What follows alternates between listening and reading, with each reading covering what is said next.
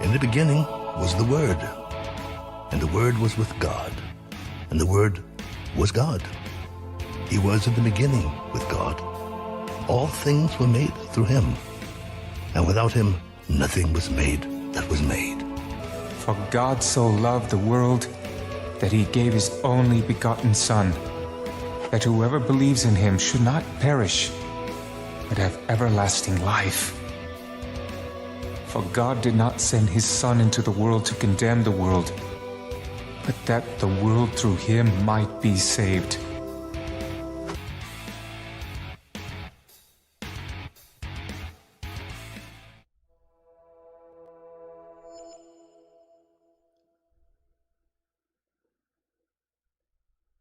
Good evening, ladies and gentlemen. Welcome to the Untethered Podcast. You're watching the Bible study on Sunday afternoon. Won't you join me, your host, Jake Johnson, as we go together over the deep end and learn a thing or two about the Old Testament? It is Sunday, so it's Old Testament. That means we're going to get into all kinds of things. Everything seems to be working right. I can't see any problems. Good. Who's with me? Somebody's with me. Somebody shout me. It has been one crazy weekend. I worked on my motorcycle this weekend. I took the front tire off, and I have this thing about my motorcycle. If anybody's going to work on it, it's going to be me. It's probably not a smart thing to think, but the logic behind it is that if anything on it breaks, I know how to fix it, right? Well, I wrestled with this thing and wrestled with it until I got the tire off, the old-fashioned way. Got a new tire on it, got the inner tube in it, got the new tire back on the rim and the thing back on the bike, aired it up, and went for a ride, and before I got home, the tire was flat. Apparently, the inner tube has a hole in it. I don't know if I put the hole in it or if it came that way. Either way, it will not hold air. And I put 2 cans of Fix-A-Flat in it. Those things are expensive. And that didn't help. So Tuesday, I'm going to have to go get another inner tube. That's $20 down the drain, $29 down the drain. And another afternoon of beating on that tire to get it off again. So is the story of my life. I should just give up and let somebody else put the tire on, but nope, that's not how I roll. Kev, what's happening, buddy? Thank you very much for the vote of confidence this weekend and the nice gift. I appreciate that. That's grateful. I'm grateful. We'll go to good things, I promise. Where's Aprilla at tonight? And are you guys ready to get crazy?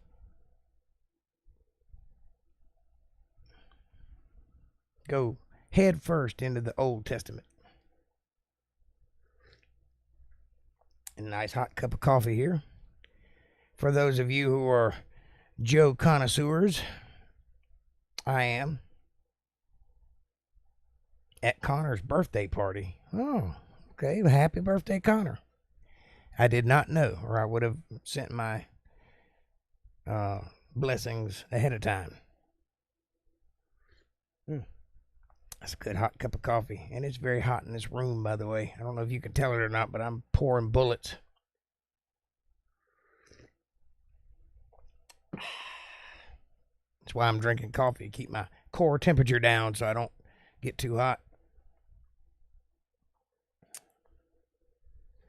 I should buy an air conditioner. That's what I should do. I have central heat and air, but I have to get somebody to come out and work on it. It's been flooded since the last time it worked, so I'm scared to turn it on without having a technician here to make sure that it'll not burn my house down, because it's a big old unit, like from the old schools, it's a big 2-ton unit. I don't know where the man found it from, my father, my dad, but he found it somewhere and he attached it to the house. Takes up half the driveway, but there it is. Big 2-ton unit. I don't even know how he got it here because it don't fit on the back of a truck. But he got it here somehow. Probably had to rent a flatbed or something to get it over here. But anyway, I'd like to have one of those little green energy saver ones, but I don't know where to buy them at. And I'm not paying $2,000 or $3,000 for a air conditioner. Not going to happen. So if I find one used, I might buy it. And then just, install it myself. That'd be a day on the YouTube. Trying to figure out how to brazen the brass pipes and get them going right. But something to be said for an old-timey window unit. You just plug it in and turn it on. It's good enough.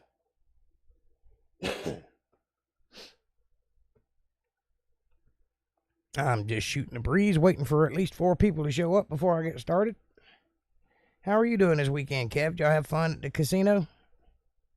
Seems like you had a good night. I'm always praying for you. Hoping y'all have a good time and get home safe.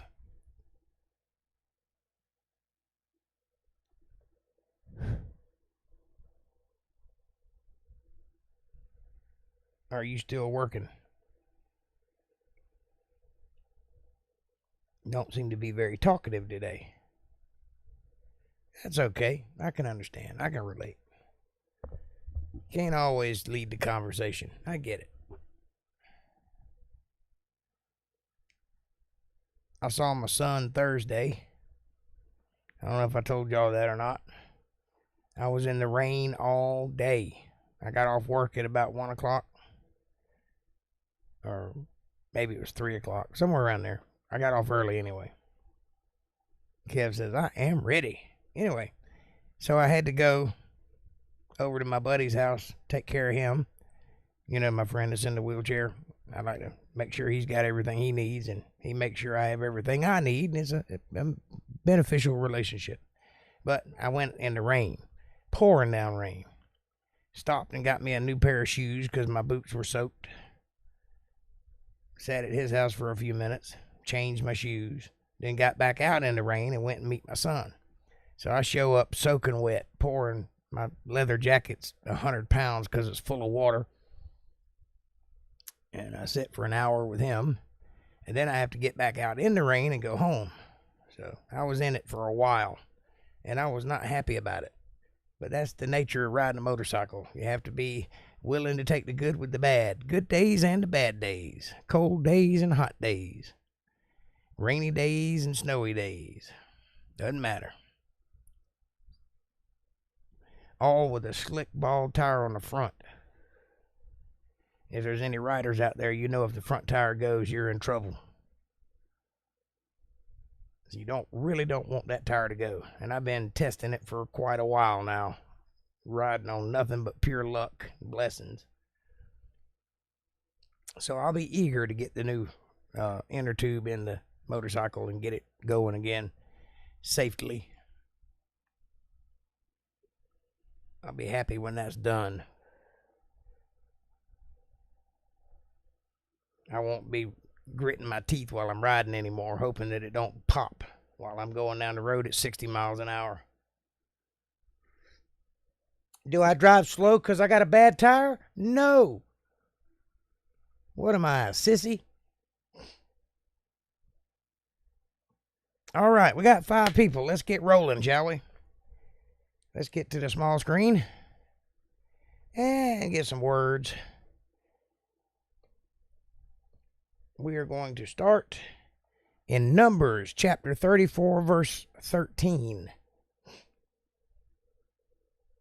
For some reason, I wrote 12 last week, but we stopped. I highlighted 13, so I'm not going to go backwards. Just know that what we were discussing last week was the dividing up of the land among the 12 tribes and among their peoples. Each member getting lots according to their family and the hierarchy of their family, according to the rank and file of the family. That's how much land you get. And that's what we were talking about. And of course, we know that Moses will though he sees the promised land, he will never actually be able to cross the border into it. He will die much before that happens. And Moses commanded the children. Oh, I don't know if I said this or not. If you got your Bibles, open them up to Numbers 34:13. Chapter 34, verse 13. Here we go. And Moses commanded the children of Israel, saying, This is the land which ye shall inherit by lot, which the Lord commanded to give unto the 9 tribes, and to the half tribe. For the tribe of the children of Reuben according to the house of their fathers, and the tribe of the children of Gad according to the house of their fathers, have received their inheritance. And half the tribe of Manasseh have received their inheritance. Now, in case you don't remember what that's all about, they spotted some land before they crossed over Jordan and decided that it was good for cattle, and they'd like to have that land instead of the land God provided for them. And so they struck a deal with Moses. We'll go fight with you if you'll give us this land. And we don't want to go over the Jordan with you guys. But we'll go over and fight with you and help clear out the land, but we're coming back. We're going to leave our wives and children here. And so Moses agreed, God agreed, so they've got their inheritance. If you look at a map, by the way, and find the Jordan River and look on both sides of it, you will see evidence of who prospered and why, because it's very clear, even to this day, who the blessings went to and why. Diego, what's happening, brother?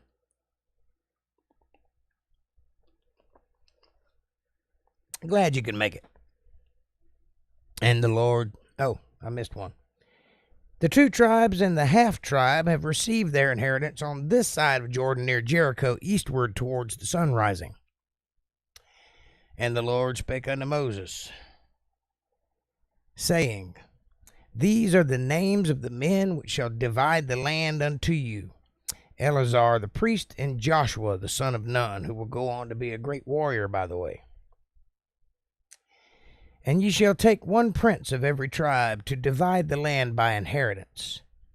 And the names of the men are these: of the tribe of Judah, Caleb the son of Jephunneh.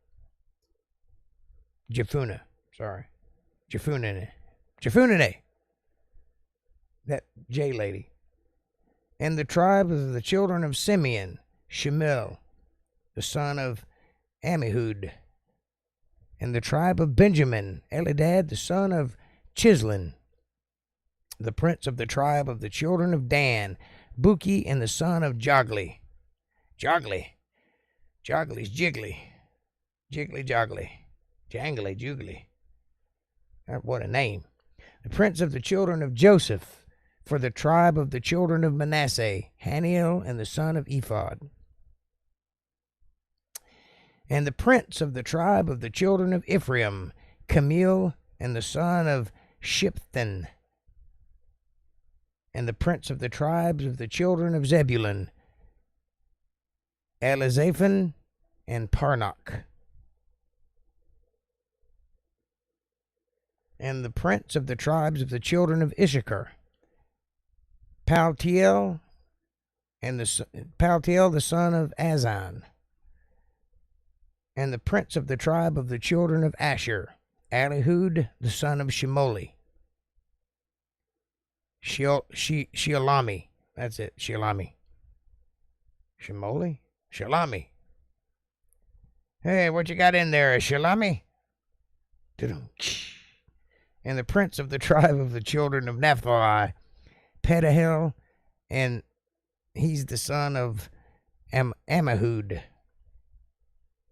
There you go with them names again. Just trying to trip my tongue up. I think they wrote these just to screw with me and my speech. These are they whom the Lord commanded to divide the inheritance unto the children of Israel in the land of Canaan. And the Lord spake unto Moses in the plains of Moab by the Jordan near Jericho, saying, Command the children of Israel that they give unto the Levites of the inheritance of their possessions cities to dwell in. And ye shall give also unto the Levites suburbs for the cities round about them. So the Levites will be taken care of within all of the other people's lands. They'll have their own places.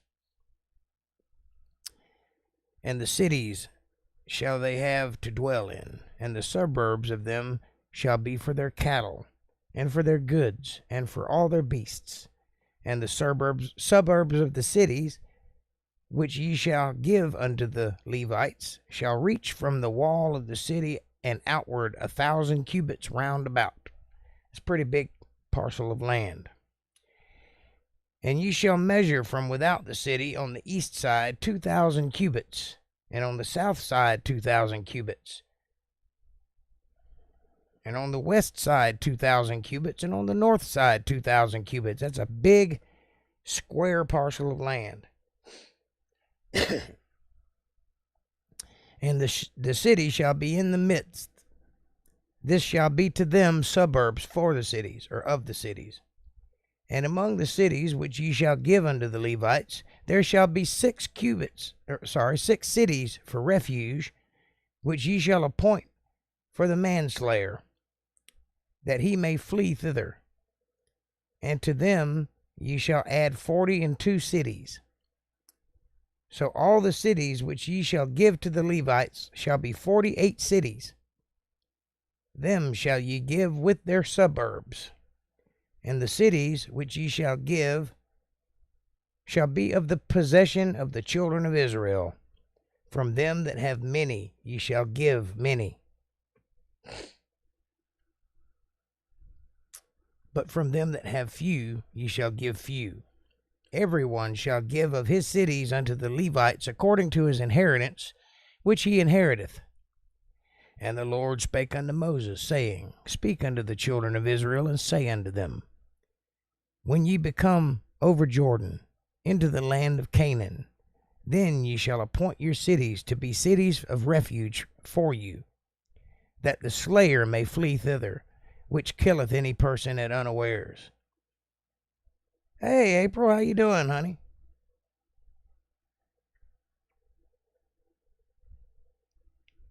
And they shall be unto you cities for refuge from the avenger, that the manslayer die not, until he stand before the congregation in judgment. And of these cities, which ye shall give 6 cities, shall ye have for refuge. Ye shall give 3 cities on this side of Jordan, and 3 cities shall ye give in the land of Canaan, which shall be cities of refuge. These 6 cities shall be a refuge, both for the children of Israel, and for the stranger, and for the sojourner among them, that every one that killeth any person unawares may flee thither. And if he smite him with an instrument of iron, so that he die, he is a murderer. The murderer shall surely be put to death.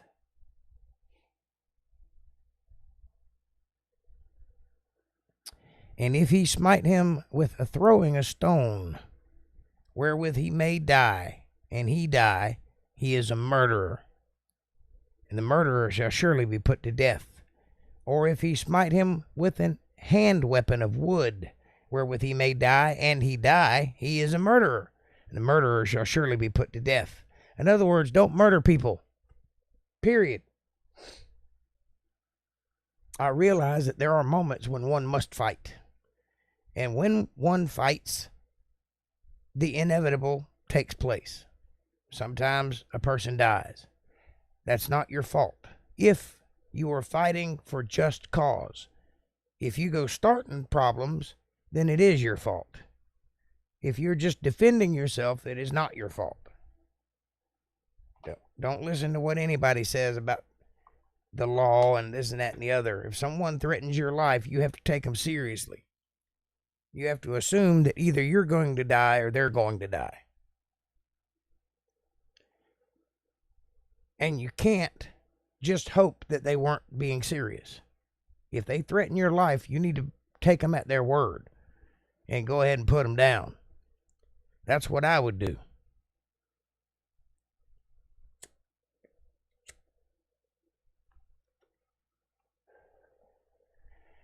The revenger of blood himself shall slay the murderer.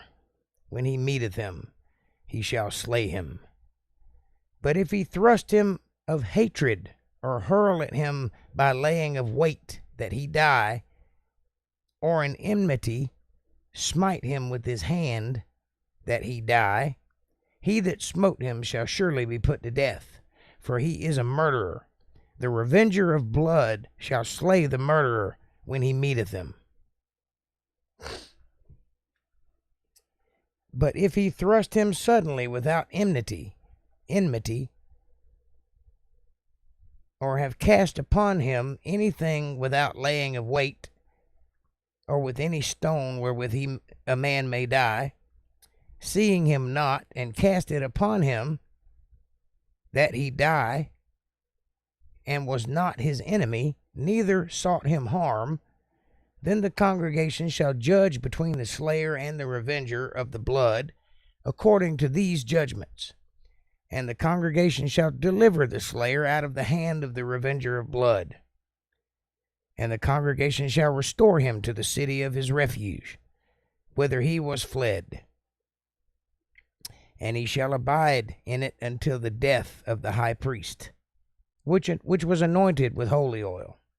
So in other words, if you kill somebody by accident and not intending to do it, but it gets done, then you'll be set free, but you have to stay in one of these refuge cities until the high priest of that refuge city dies, or you die. Either way, you can't go roaming about because you did kill a man. You are a danger to society. However, it's not held against you as a murderer. That's if you kill a man accidentally. If you kill him on purpose, there's a guy out there that's coming for you. He's gunning for you. He wants to take your blood. And he has every right to do so.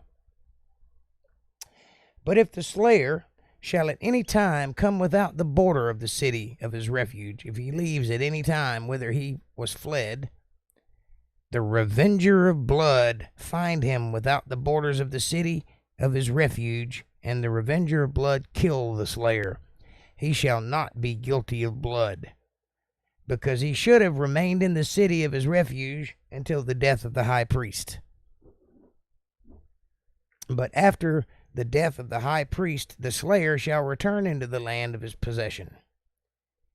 So these things shall be for a statute of judgment unto you throughout your generations and all your dwellings. Whoso killeth any person, the murderer shall be put to death by the mouth of the witnesses. But one witness shall not testify against any person to cause him to die. You need 3. Moreover, ye shall take no satisfaction for the life of a murderer, which is guilty of death, but he shall surely be put to death. And ye shall take no satisfaction for him that is fled into the city of his refuge, that he should come again to dwell in the land until the death of the priest. That's the high priest of that area. So ye shall not pollute the land wherein ye are. Did they do that? You think they polluted the land? I think they did. I think that's why they're having so many problems now. I think it's very simple. God laid out a plan, and if you follow it, everything will be smooth and work like it's supposed to. But did they follow it? No, they did not. I'll read it again for those of you who aren't following along. So ye shall not pollute the land wherein ye are, for blood it defileth the land, and the land cannot be cleansed of the blood that is shed therein, but by the blood of him that shed it. Blood is the only thing that will cover blood. If you've ever tried to wash blood out of something, you know I'm telling you true.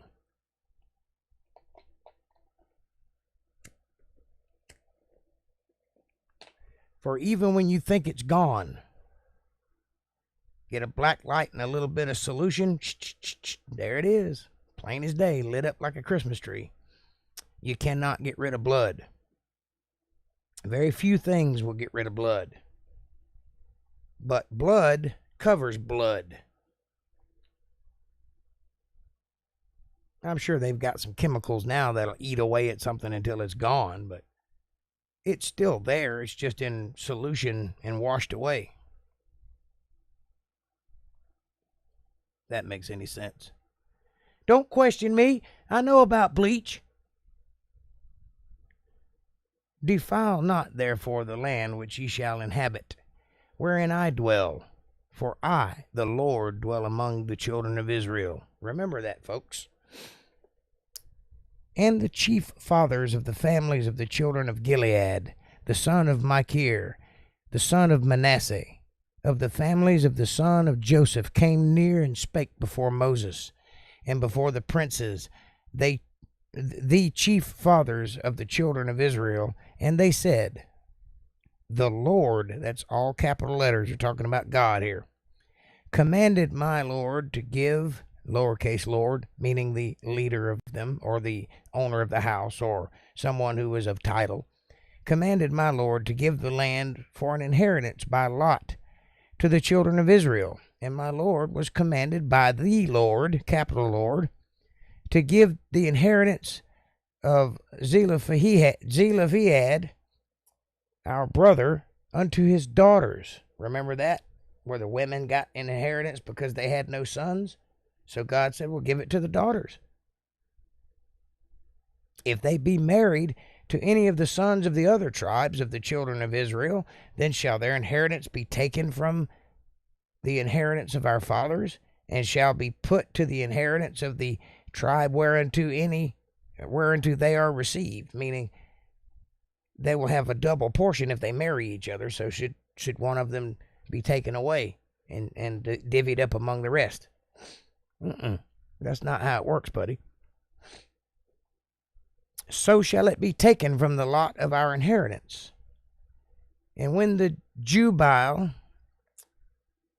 of the children of Israel shall be, jubile is the present tense of the word jubilee, which means every 50 years you give back debts that you owe, or you free people from their debts, give them back collateral they've given you for debts they haven't paid off, things like that. Every 50 years, debt resets to zero. That's the way it's supposed to be anyway. And when the jubile of the children of Israel shall be, then shall their inheritance be put unto the inheritance of the tribe whereunto they are received. So shall their inheritance be taken away from the inheritance of the tribe of our fathers. And Moses commanded the children of Israel according to the word of the Lord, saying, the tribe of the sons of Joseph hath said well, this is the thing which the Lord doth command concerning the daughters of Zelophehad, saying, let them marry to whom they think best. Only to the family of the tribe of their father shall they marry. So shall not the inheritance of the children of Israel remove from tribe to tribe. For every one of the children of Israel shall keep himself to the inheritance of the tribe of his father. Meaning, if you were given land, then that's the land you have. If you marry somebody else that has land, that's their land, not your land. You don't mix. Thus, preventing the need for a prenuptial. You don't need it because your property is your property and her property is her property, and never the two shall meet. Ne'er the twain shall meet. And every daughter that possesseth an inheritance in any tribe of the children of Israel shall be wife unto one of the family of the tribe of her father, that the children of Israel may enjoy every man the inheritance of his fathers. Neither shall the inheritance remove from one tribe to another tribe, but every one of the tribes of the children of Israel shall keep himself to his own inheritance. Thus backing up what I just said. You don't get to give it away just because you get married. Doesn't work that way. It does now because people are power hungry, but that's not the way God intended it. Even as the Lord commanded Moses, so did the daughters of Zelophehad. For Mahlah, Tirzah, and Hoglah, little piglet girl, and Milcah, and No, the daughters of Zelophehad, were married unto their father's brothers' sons. That's their second cousins, by the way. And they were married into the families of the sons of Manasseh, and the sons of Joseph. That's their fourth and fifth cousins, or however far down they go. And their inheritance remained in the tribes of the families of their fathers. Amen. These are the commandments and the judgments. This is a title, by the way. Anytime you see this words, these are the generations of, or commandments of, or judgments of, anytime you see the words, these are the, that is the title of the next part of this document. This is the commandments and the judgments section, which the Lord commanded by the hand of Moses unto the children of Israel in the plains of Moab by Jordan near Jericho. And we've reached Deuteronomy, dude. That's the book of Numbers. Why they put the title of this book in the last book, I don't know, but there you go.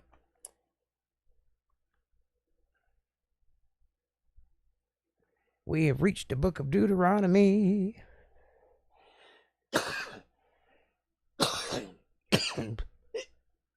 Pardon me. Found a bone.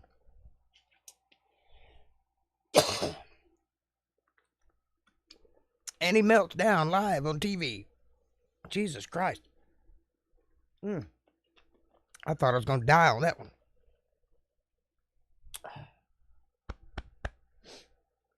One of those days. I should have been making fun of Deuteronomy. How's everybody doing so far?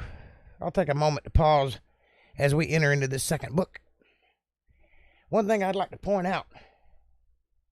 One of these deeper meaning things that I talk about often, like the codes that are in the Bible, the acrostics and the hidden meanings of things. If you go from the book of Genesis, and I believe it's every 47th letter, I might be wrong on the number, but it's every so many letters, you get a letter. Every 47 letter, I'm going to say 47. It might be 49 or 39, I can't remember. But every so many letters, you'll get a new letter. And it spells out HYVH, which is the hidden name of God, which is Yahweh, which means I am that I am. Every single 49th letter, 37, whatever I said it was, every single separation, there's a new letter. And it spells it over and over and over and over and over again throughout the entire book. You can't do that by accident, by the way. And you might could on one book, but it does it in the next book too. So Genesis and Exodus, every so many letters, it spells out the name of God, the name of God, the name of God, the name of God, the name of God, the name of God. Then you get to Leviticus. Boom. There's nothing there. And you think, well, that was weird. I thought I was onto something. 2 books, and every so many letters, it spells out the name of God. And then we get to Leviticus, and there's nothing. And then we get to Numbers. And then every so many letters, it spells the name of God again, but backwards. And then we get to Deuteronomy, and it does it again. Every so many letters, it spells the name of God, but backwards. So you've got 2 books pointing this way, and 2 books pointing this way to Leviticus, which is in the middle. And what's in Leviticus? The law of God. This is God telling you in a deeper way, look at this book. This book is important. And it's there. I've seen it. I just can't remember exactly how many letters apart it is, but you can find it. It's out there. And you have to read it in Hebrew. You can't read it in English. It doesn't work.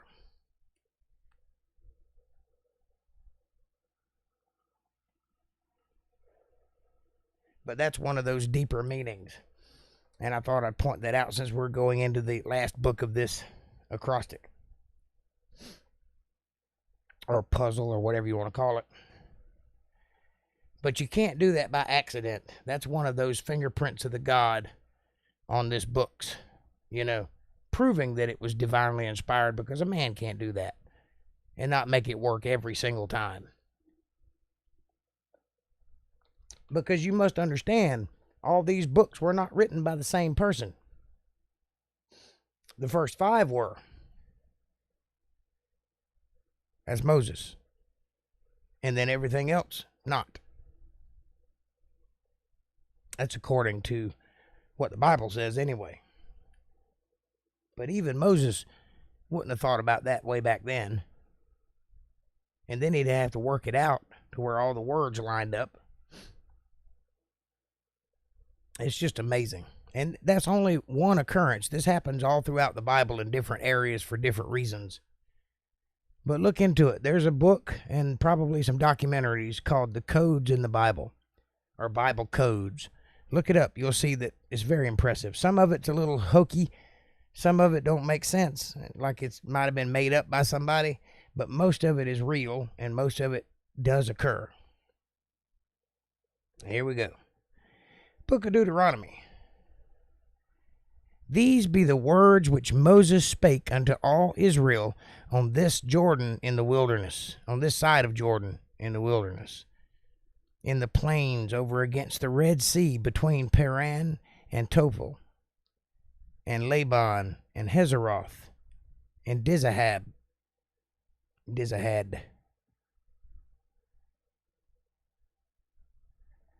There are 11 days' journey from Horeb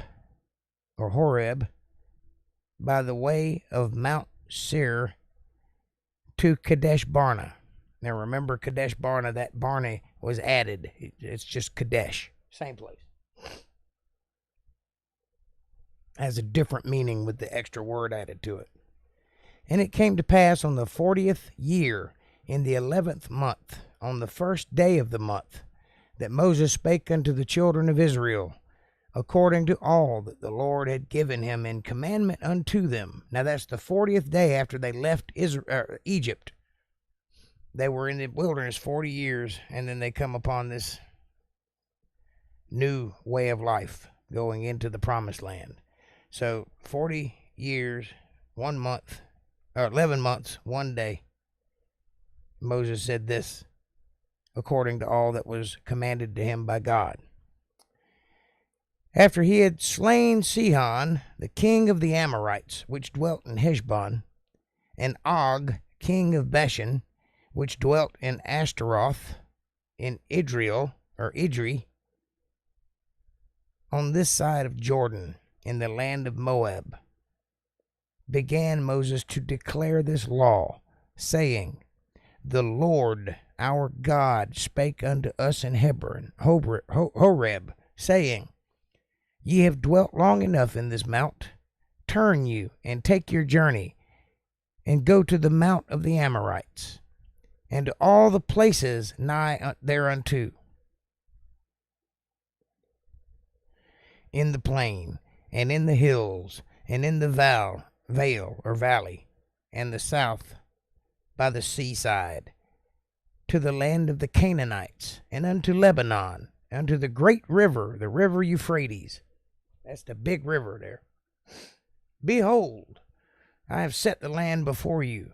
Go in and possess the land which the Lord sware unto your fathers Abraham, Isaac, and Jacob, to give unto them and to their seed after them. And I spake unto you at that time, saying, I am not able to bear you myself alone.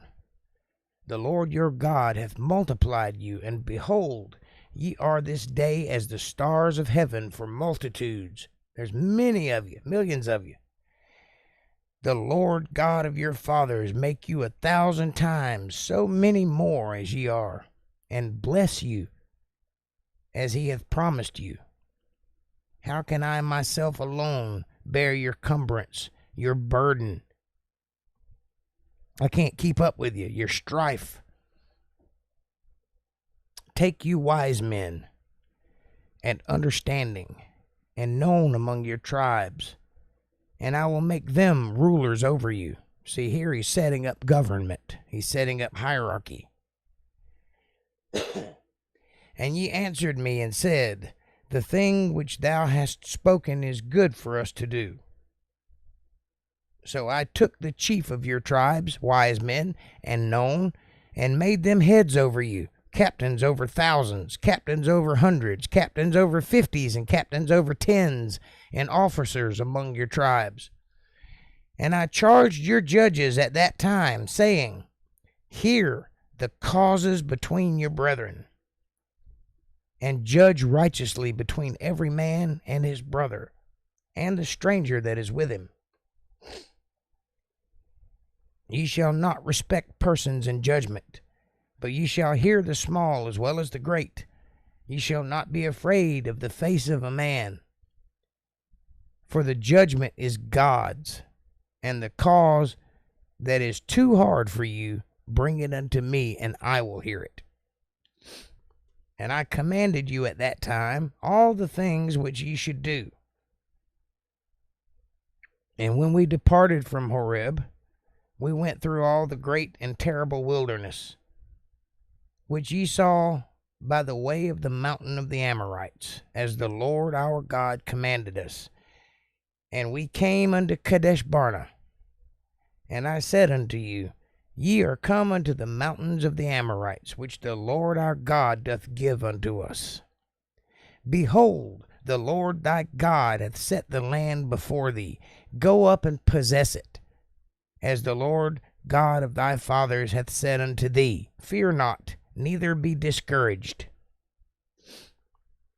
And ye came near unto me, every one of you, and said, We will send men before us, and they shall search out this land, and bring us word again by what way we must go up, and into what cities we shall come. And the saying pleased me well. And I took 12 men of you, one of a tribe, that's one for every tribe, and they turned and went up into the mountain, and came to the valley of Eshcol, and searched it out. And they took of the fruit of the land in their hands, and brought it down to us. Remember them bringing the big grapes? And brought us word again, and said, It is a good land, which the Lord our God doth give us. Notwithstanding, ye would not go up, but rebelled against the commandment of the Lord your God, and ye murmured in your tents, and said, Because the Lord hated us, he hath brought us forth out of the land of Egypt, to deliver us into the hand of the Amorites, to destroy us. Whither shall we go up? And our brethren have discouraged our heart, saying, The people is greater and taller than we. The cities are great and walled up to heaven. And moreover, we have seen the sons of Anakims there. Anakim, the sons of Anak, the Anunnaki, as it were. In case you're wondering who those people are. They are the sons of Anak, or Anakim, however you want to see it. Anakim is plural. It means more than one Anak, or more than one Anakite, or Anunnaki, as it were. Anakim and Anunnaki are the same word in different languages. Then I said unto you, Dread not, neither be afraid of them. The Lord your God, which goeth before you, he shall fight for you, according to all that he did for you in Egypt, before your eyes, and in the wilderness.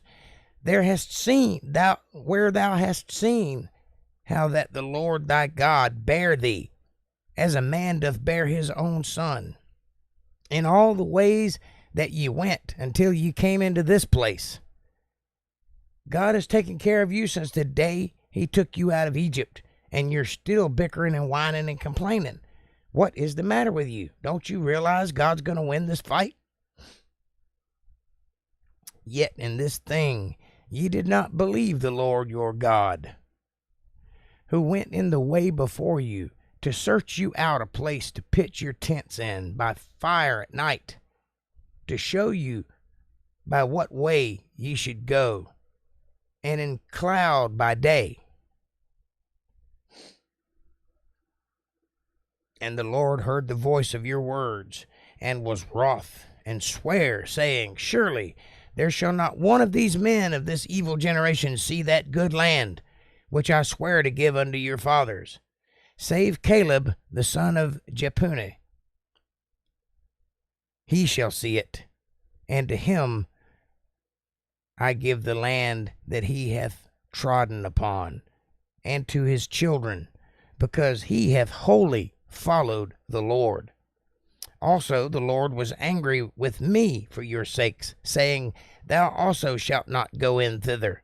But Joshua, the son of Nun, which standeth before thee, he shall go in thither. Encourage him, for he shall cause Israel to inherit it. He's going to lead the army that whips all of that tail that gives them the land. And the Lord heard the voice of your words and was wroth, saying, oh, I read that. Moreover, your little ones, which ye said should be a prey, and your children, which in the day had no knowledge between good and evil, they shall go in thither, and unto them will I give it, and they shall possess it. But as for you, turn you and take your journey into the wilderness by the way of the Red Sea. You're not going in. Then ye answered and said unto me, we have sinned against the Lord. We will go up and fight according to all that the Lord our God commanded us. Oh, now you're going to listen to him. And when ye had girded one every man his weapon of war, ye were ready to go up into the hill. And the Lord said unto me, say unto them, go not up, neither fight, for I am not among you, lest ye be smitten before your enemies. So I spake unto you, and ye would not hear, but rebelled against the commandment of the Lord again, and went presumptuously up into the hill. And the Amorites which dwelt in that mountain came out against you and chased you, and bees do, and destroyed you in Seir, even unto Hormah. Yeah. Guess what? When God don't send you, you shouldn't go, because you'll lose. And these people lost horribly. And ye returned and wept before the Lord, but the Lord wouldn't hearken unto your voice, nor give ear unto you. He wouldn't listen. So ye abode in Kadesh many days, according unto the day that ye abode there. Then we turned and took our journey into the wilderness by the way of the Red Sea, as the Lord spake unto me, and we compassed Mount Seir many days. And the Lord spake unto me, saying, ye have compassed this mountain long enough. Turn ye northward, and command thou the people, saying, ye are to pass through the coast of your brethren, the children of Esau, which dwell in Seir. And they shall be afraid of you. Take ye good heed unto yourselves thereof. Therefore, meddle not with them. Don't mess with them. Be of good cheer. Put a smile on your face. Keep walking and don't mess with anybody. For I will not give you of their land. No, not so much as a foot breadth, because I have given Mount Seir unto Esau for a possession. It's his. Don't try to take any of it. Ye shall buy meat of them for money, that ye may eat, and ye shall also buy water of them for money, that ye may drink. You can purchase your way through, but you can't take it. It's not yours. For the Lord thy God hath blessed thee in all the works of thy hand. He knoweth thy way. He knoweth thy walking through this great wilderness. He knows how much you've walked. He knows how tired you are. And he's blessed your hands. You'll do fine. These 40 years the Lord thy God hath been with thee. Thou hast lacked nothing. You haven't been hungry even for a minute. You've missed nothing. You got plenty of rest. You get plenty of water. You get plenty of food. You get plenty of shelter. Nobody's attacked you. You haven't met any wild animals. He's blessed you through your journey, even though it's been a long one. He's been right there by your side. And when we passed by from our brethren the children of Esau, which dwelt in Seir, through the way of the plain of Elath. There's another one of those words. Eziongaber. And from Eziongaber we turned and passed by the way of the wilderness of Moab. And the Lord said unto me, distress not the Moabites, neither contend with them in battle. For I will not give thee of their land for a possession, because I have given Ar unto the children of Lot for a possession. Remember Lot? The Emims dwelt therein in the past times, a people great and many and tall, tall as the Anakims. They were also giants, which also were accounted giants, see, as the Anakims. But the Moabites called them Emims. So there were Anakims and Emims that were giants. The Horims also dwelt in Seir before time. That was a long time ago. But the children of Esau succeeded them. They beat them out when they had destroyed them from before them, and dwelt in their stead, as Israel did unto the land of his possession, which the Lord gave unto them. Now rise up, said I, and get you over the brook Zered. And we went over the brook Zered. And the space in which we came from Kadesh Barnea until we were come over the brook Zered was 38 years. 38 years it took them to get there, until all the generations of the men of war were wasted from among the host, as the Lord sware unto them. That's all the fathers had died, and all the children were still walking.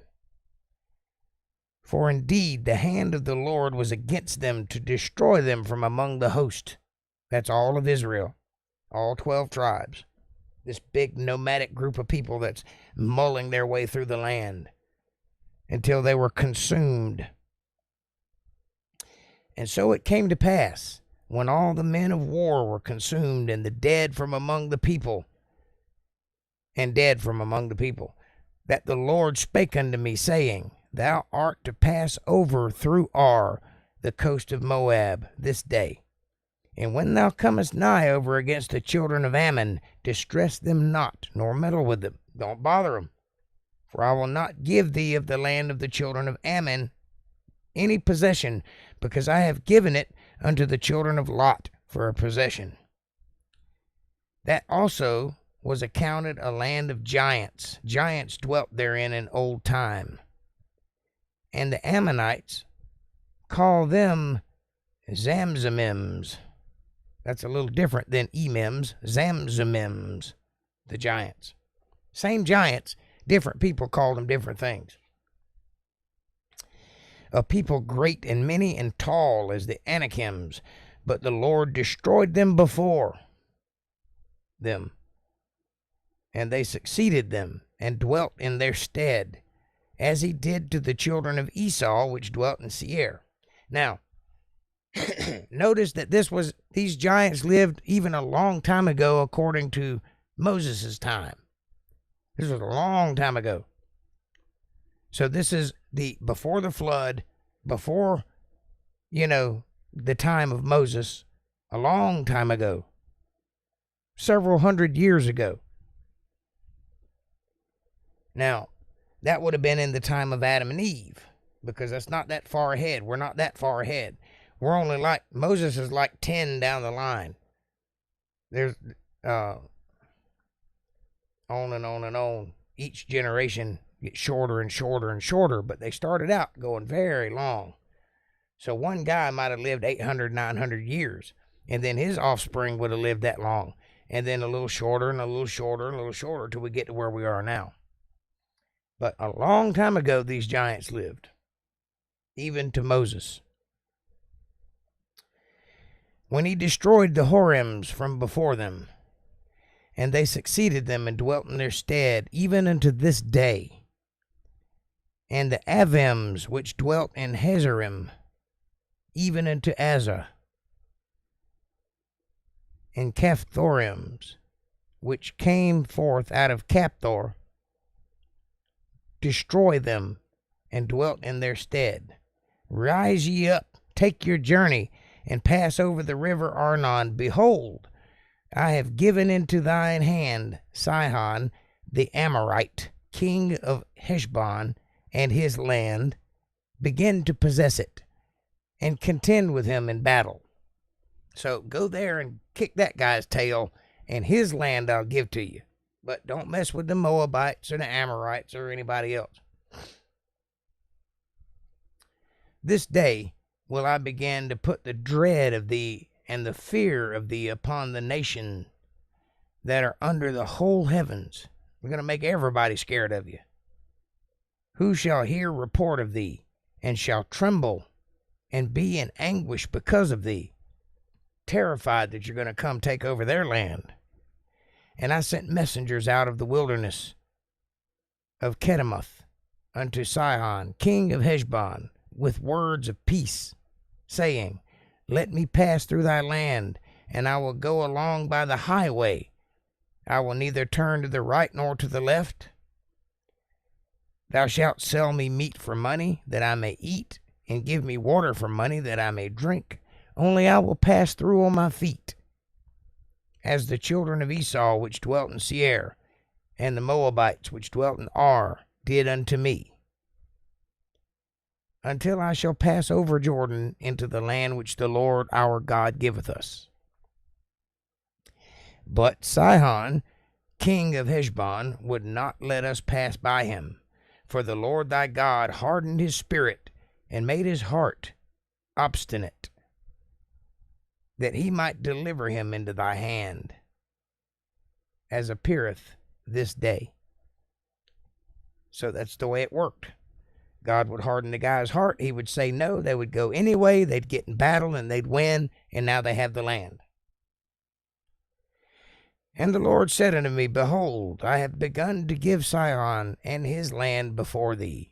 Begin to possess, that thou mayest inherit his land. Then Sihon came out against us, he and all his people, to fight at Jahaz. And the Lord our God delivered him before us, and we smote him and his sons and all his people. Brutal. Wow, these guys are ruthless. And we took all his cities at that time, and utterly destroyed the men and the women and the little ones of every city. We left none to remain. Only the cattle we took for a prey unto ourselves, and the spoil of the cities which we took. So they killed man, woman, and child from Aroer, what a word,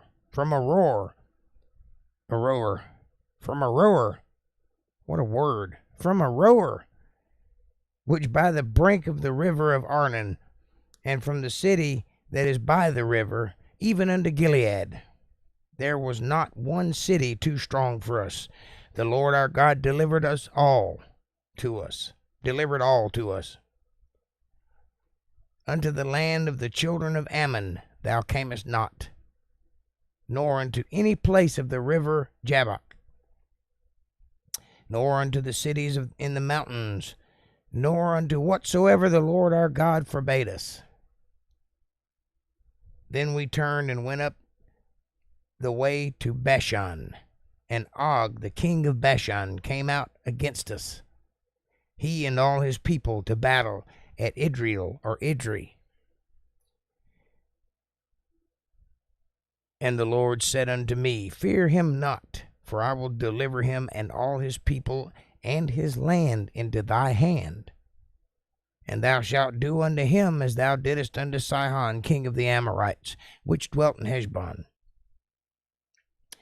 So the Lord our God delivered into our hands Og also, the king of Bashan, and all his people, and we smote him until none was left to him remaining. They killed everybody. And we took all his cities at that time. There was not a city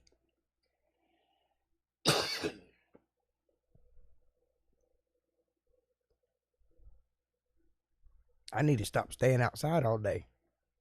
I'm getting to where I can't even talk.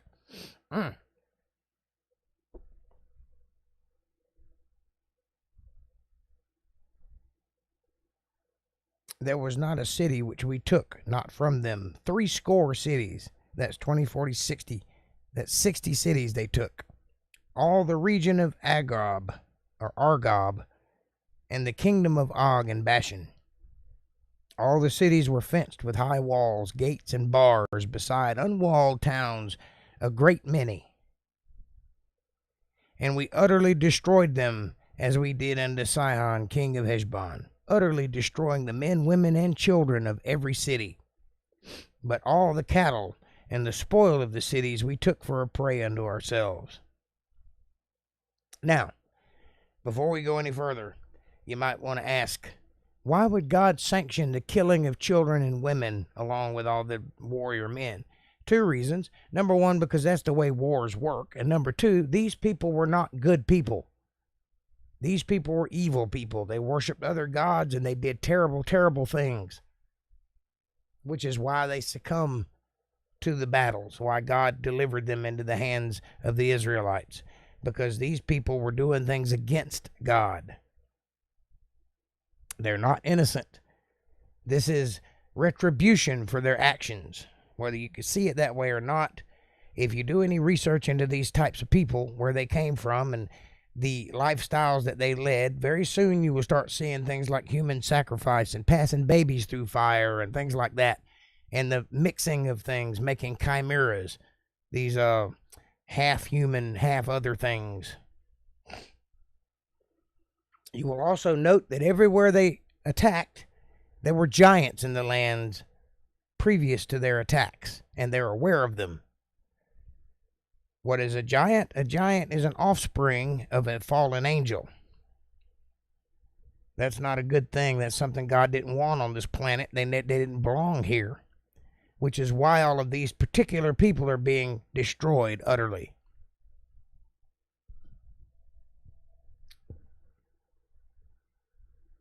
And we took at that time out of the hand of the two kings of the Amorites the land that was on this side of Jordan, from the river of Arnon unto Mount Hermon. Mount Hermon, by the way, is the place where those fallen angels came down at. In case you didn't know, notice the geography. This land surrounds Mount Hermon. All this land we've been talking about, all these different places, is around Mount Hermon. Mount Hermon is the central point in all of this action. And Mount Hermon is the location where the fallen angels came down from their habitation into this realm. So do your research and find out what Mount Hermon's all about, and you'll see why God attacked this area and why he allowed men, women, and children to be destroyed utterly. Which Hermon the Sidonians call Syrian, and the Amorites call Shinir. All the cities of the plain, and all of Gilead, and all of Bashan, unto Salcah, and Idril, or Idri, cities of the kingdom of Og in Bashan. For only Og, king of Bashan, remained of the remnants of the giants. He was the last one of that area. Og was a giant himself. And behold, his bedstead was a bedstead of iron. They made his bed out of iron. It was not in Rabbath of the children of Ammon. Is it not in Rabbath? They're asking, behold, the bed that we took out of Og's possession was made of iron. Is it not still in Rabbath where we left it among the children of Ammon? 9 cubits was the length thereof, about 4 cubits and the breadth thereof, after the cubit of a man being about 1.5 cubits.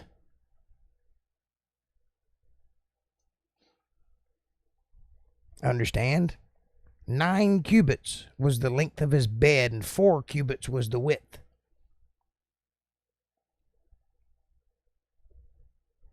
That's a big boy, in case you don't notice. And they killed him and all of his people. But he was one of the last giants in that period of time. And this land which we possessed at the time from Aroer, which is by the river Arnon, and half of Mount Gilead, and the cities thereof, gave I unto the Reubenites, and to the Gadites. And the rest of Gilead, and all Bashan, being the kingdom of Og, gave I unto the half tribe of Manasseh, all the region of Argob, with all Bashan, which was called the land of giants. Even to this day it's called that. It just goes by a different name. Different language, same words.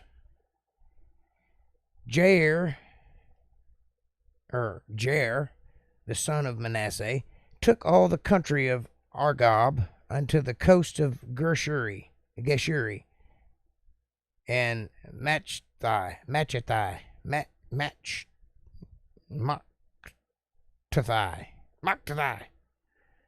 and called them after his own name, Bashan Havothajar. That's what they called it, unto this day. And I gave Gilead unto Machir, and unto the Reubenites and unto the Gadites I gave from Gilead even unto the river Arnon half the valley,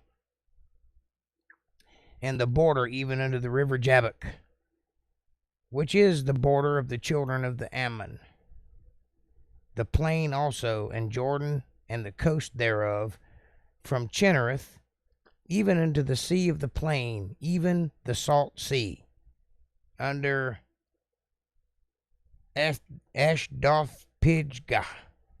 That sounds like Klingon. Ashdoth Pidgah. Eastward.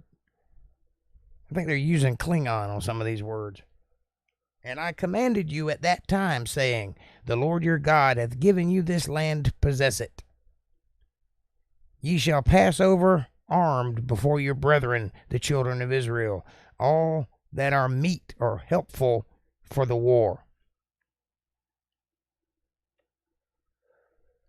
But your wives and your little ones and your cattle, for I know that ye have much cattle, shall abide in your cities, which I have given you on that side of Jordan,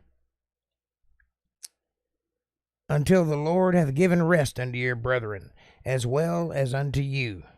And unto they also possess the land which the Lord your God hath given them beyond Jordan, on that side of Jordan. And then shall ye return every man unto his possession which I have given you, on that side of Jordan. And I commanded Joshua at that time, saying, thine eyes have seen all that the Lord your God hath done unto these two kings. So shall the Lord do unto all the kingdoms whither thou passest.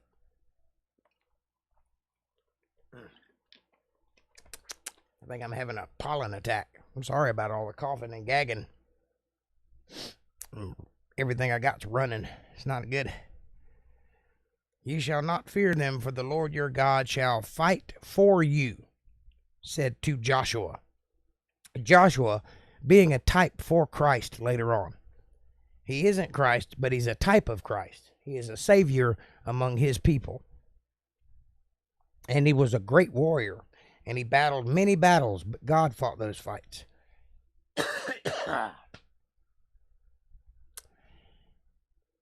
Excuse me for just a minute. Let me go see if I can't fix this problem. I'll be right back.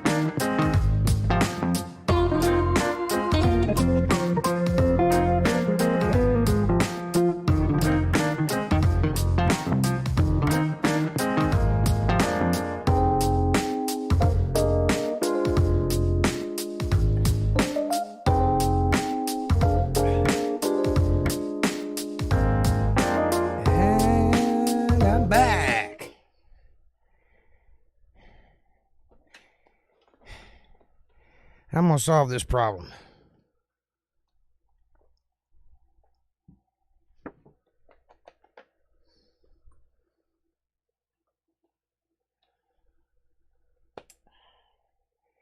No, I did not have to go pee. I had to go cough my brains out because I was having some kind of a pollen attack or something. I guess the pollen count's real high today. I can't hardly breathe.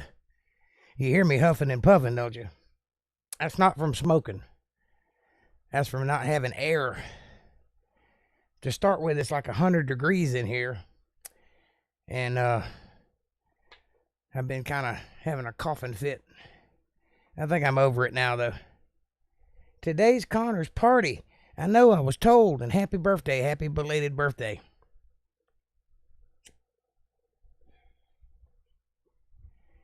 Whew. Sorry about the huffing and puffing, guys.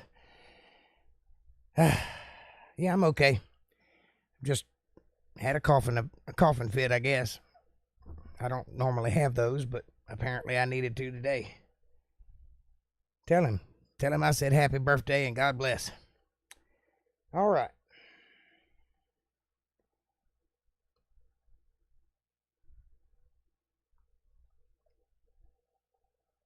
And I besought the Lord at that time, saying, O Lord God, thou hast begun to show thy servant thy greatness, and thy might in thy hand, or thy mighty hand. For what God is there in heaven or in earth that can do according to thy works? There isn't. And according to thy might, there isn't. I pray thee, let me go over and see the good land that is beyond Jordan, the goodly mountain in Lebanon. Just let me look at it. But the Lord was wroth with me for your sakes, and would hear me not. And the Lord said unto me, Let it suffice thee. Speak no more unto me of this matter. Be glad you can see it from this mountain. You're not getting anywhere near that land. You shouldn't have disobeyed me when I told you to speak to the rock in my name. Instead, you hit it with a stick, acting all big and bad like you're the one that was getting the water for the people. You weren't. I was. And you should have let them know that. Get thee up into the top of Pisgah, or Pisgah. Jeez, these names.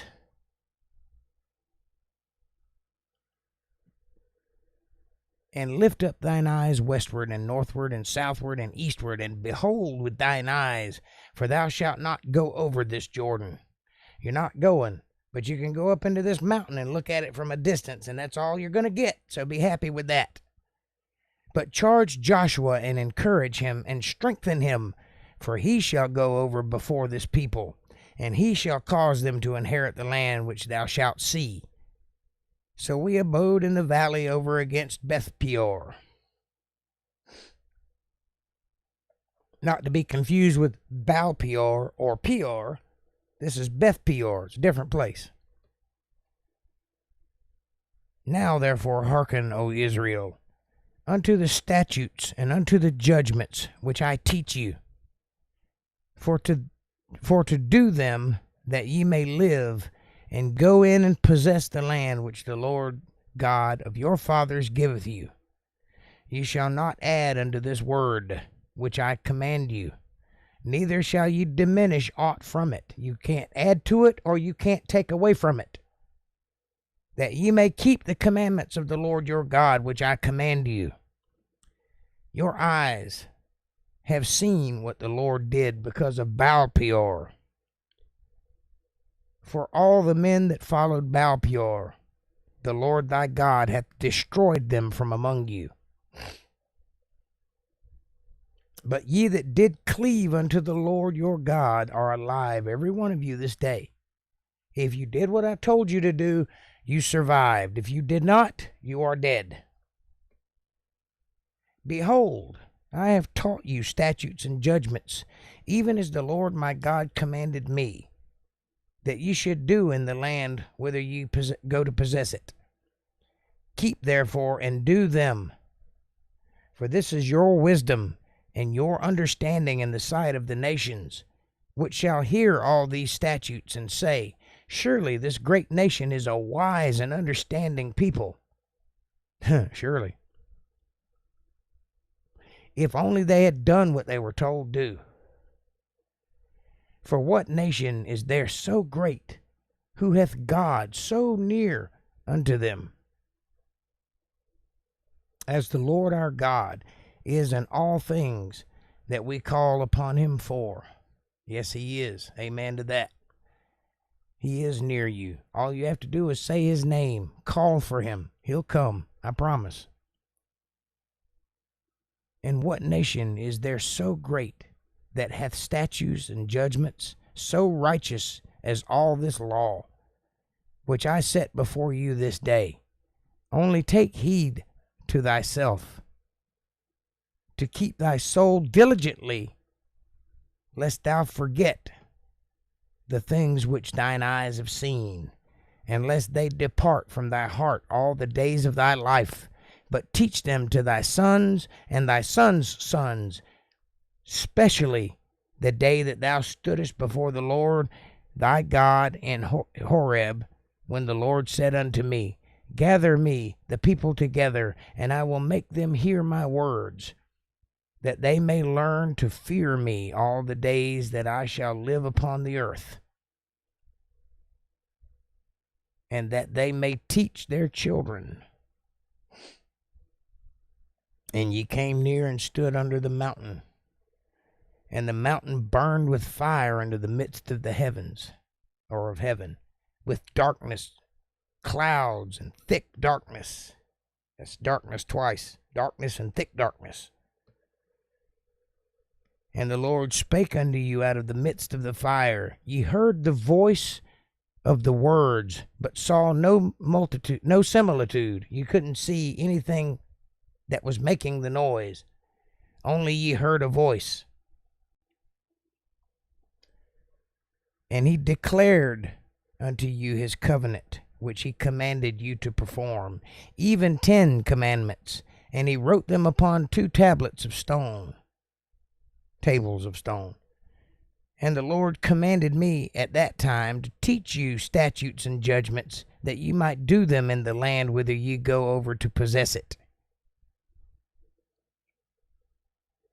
Take ye therefore good heed unto yourselves, for ye saw no manner of similitude on the day that the Lord spake unto you in Horeb, out of the midst of the fire, lest ye corrupt yourselves, and make you a graven image, the similitude of any figure, the likeness of male or female, no, the likeness of any beast that is on the earth, the likeness of any winged fowl that flieth in the air, the likeness of anything that creepeth on the ground, the likeness of any fish that is in the waters beneath the earth. And lest thou lift up thine eyes unto heaven, when thou seest the sun and the moon and the stars, even all the hosts of heaven, shouldest be driven to worship them, and to serve them, which the Lord thy God hath divided unto all nations under the whole heaven. But the Lord hath taken you and brought you forth out of the iron furnace, even out of Egypt, to be unto him a people of inheritance, as yet ye are this day. Furthermore, the Lord was angry with me for your sakes, and sware that I should not go over Jordan, and that I should not go in unto the good land, which the Lord thy God giveth thee for an inheritance. But I must die in this land. I must not go over Jordan, but ye shall go over and possess that good land. Take heed unto yourselves, lest ye forget the covenant of the Lord your God. That's that promise made between him and Abraham.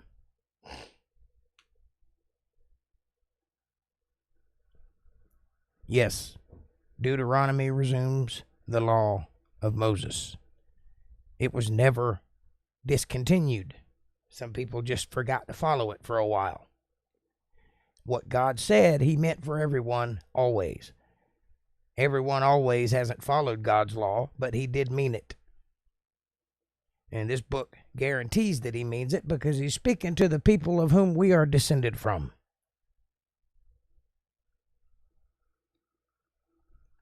Lest ye forget the covenant of the Lord your God, which he made with you and make you a graven image or the likeness of anything which the Lord thy God hath forbidden thee. Don't do it. Don't make false images.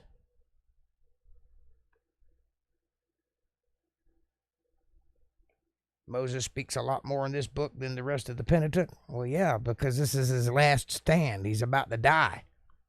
And he's trying to make sure everybody understands what to do before he goes, because he's not going to be here anymore to tell them.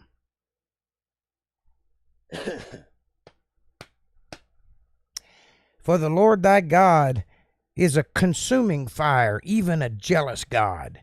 When thou hast beget children and children's children, and ye shall have remained long in this land, and shall corrupt yourselves, and make a graven image, or the likeness of anything, and shall do evil in the sight of the Lord thy God, to provoke him to anger, I call heaven and earth to witness against you this day, that ye shall soon utterly perish off the land whereunto ye go over Jordan to possess it. Ye shall not prolong your days upon it, but shall utterly be destroyed. And the Lord shall scatter you among the nations, and ye shall be left few in number among the heathen, whither the Lord shall lead you. That's kind of what happened.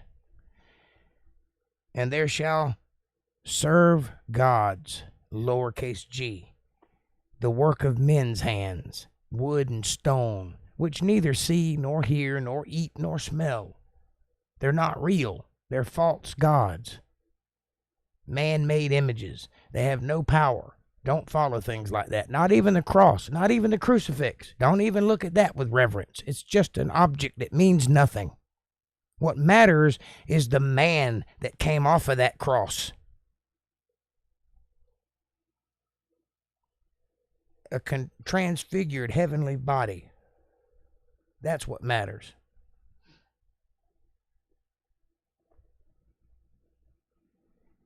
But if from thence thou shalt seek the Lord thy God, thou shalt find him. If thou seek him with all thy heart and with all thy soul, you will find him. Doesn't matter how bad you've sinned. It doesn't matter how far you've fallen. If you seek the Lord your God, you will find him. Do you hear me, people of the internet? Internetonians, friends, countrymen, do you hear me? If you seek God, you will find God. But you won't find him if you're not looking for him. So get off your butt and start looking. That's what I'm saying. Does this mean anything to you? Do you understand the words that I'm saying? Do you get it? Do you hear me? You need God in your life. You need to seek God. You need to ask for repentance. You need to ask for wisdom and understanding. You need to ask that he guide you in a direction that's beneficial to your children. Because if you don't, you're not much of a man and you don't deserve to be here. It's what the Bible just said. Stop worshiping your little idols and your false things and following after money and popularity and twittering, and stop all that. Stop it. Pay attention. Look up. Up is the only way to go to get anything in this world. Listen. You're only here for a little while. Most of you are already well over halfway through your journey. You don't have much time left. It's time to stop thinking about yourself and start thinking about your Father, because that's where you're going quickly. Trust me, I know. If you stand back far enough, you can see how fast your life has passed. And now there's children out there, and there's things, there's divorces and bad decisions and failures, and you can't get that back. You've lost it. You've lost. Reconcile yourself. Ask for God's forgiveness and move towards him. He will make your life better, I promise. I'm not telling you any lies here. I'm not shooting any smoke up your skirt. I'm telling you how it really is. Life is hard, and it's fleeting. It goes by like that. So you're 20 years old? Blink your eyes, buddy. You'll be 50. Just blink. I dare you. And when you're 50, remember I said it. And you'll be, man, that guy was right. Just like that. It's over. Be wise with your decisions. Think about what you do before you do it. And in all things you do, serve God first. And everything you do after that will be a success. He's your Father. He created you. He knows what you have need of, and He wants to give it to you. But that doesn't always mean that you get what you want. You will get what you need. You might not always get what you want, because it ain't all about you. There's a whole world out here full of people, and we're all connected. All of us. Every color, every race, every creed, every nationality, every influence, every orientation. All connected, whether you like it or not. The ones that were not connected to us were destroyed. That's those giants and the people in those lands. They didn't belong here. They weren't supposed to be here.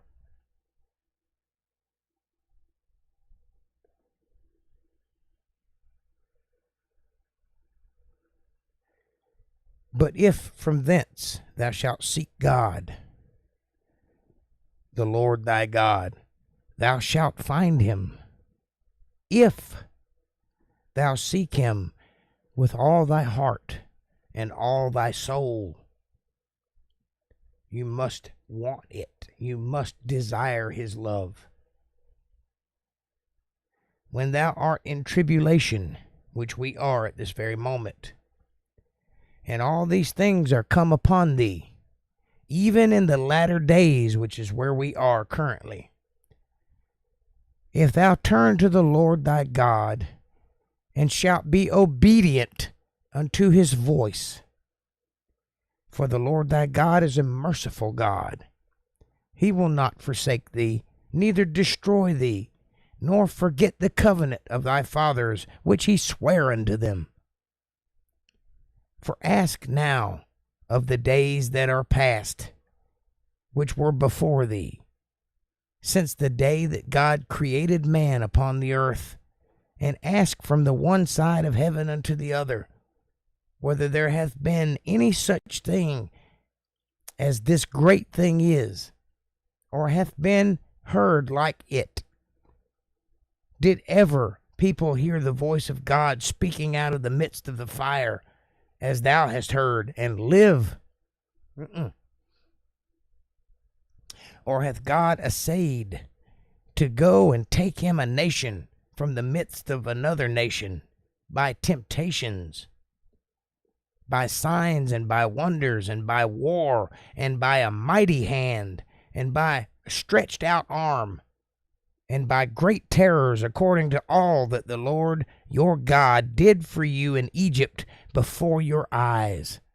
Unto thee it was showed, that thou mightest know that the Lord, he is God. There is none else besides him. There's no other gods. Out of the heaven he made thee to hear his voice, that he might instruct thee. Upon earth he showed thee his great fire, and thou heardest his words out of the midst of that fire. And because he loved thy fathers, therefore he chose their seed after them, and brought thee out in his sight with his mighty power out of Egypt, to drive out nations from before thee, greater and mightier than thou art, to bring thee in, to give thee their land for an inheritance, as it is to this day. Know therefore this day, and consider it in thine heart, that the Lord, he is God in heaven above, upon the earth beneath. There is none else. There is no God before our God. There is no thing mightier than he. I am that I am, Yahweh, the Lord Almighty, Jesus Christ, God in the flesh, There is no other God. Thou shalt keep, therefore, his statutes and his commandments, which I command thee this day, that it may go well with thee, and with thy children after thee, and that thou mayest prolong the days upon this earth. You could live longer if you listen to God, which the Lord thy God giveth thee forever. You could live forever if you listen to God, metaphorically and spiritually, but you could. Then Moses served 3 cities on this side of Jordan toward the sun rising, that the slayer might flee thither, which should kill his neighbor unawares, and hated him not in times past, and that fleeing unto one of these cities he might live. He's talking about those refugee cities, namely Bezer in the wilderness, in the plain country of the Reubenites, and Ramoth in Gilead of the Gadites, and Golan in Bashan of the Manassites. And this is the law which Moses set before the children of Israel. These are the testimonies. There's that word again. These are the. That's a title.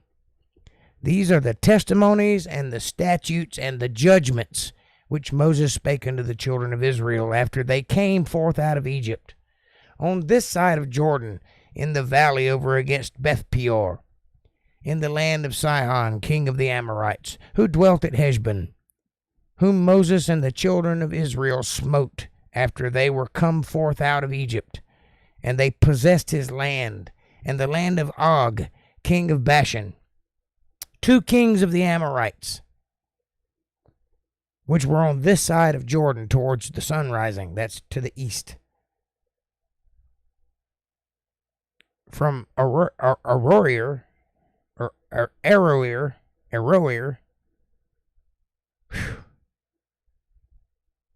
which is by the bank of the river Arnon, even unto Mount Sion, which is Hermon. Where's Mount Sion? It's Mount Hermon. You can find Mount Hermon on a map. You know where Mount Sion is. That's Sion with an S, not Zion with a Z. But that's Mount Sion. That is the mountain which the angels came down from their habitation to this plain, to earth. Mount Hermon. And all the plain on this side of Jordan, eastward, even unto the sea of the plain, under the springs of Pisgah. And Moses called all Israel and said unto them, Hear, O Israel, the statutes and judgments which I speak in your ears this day, that ye may learn them and keep them and do them. The Lord our God made a covenant with us at Horeb. The Lord made not this covenant with our fathers, but with us, even us, who are all of us here alive this day.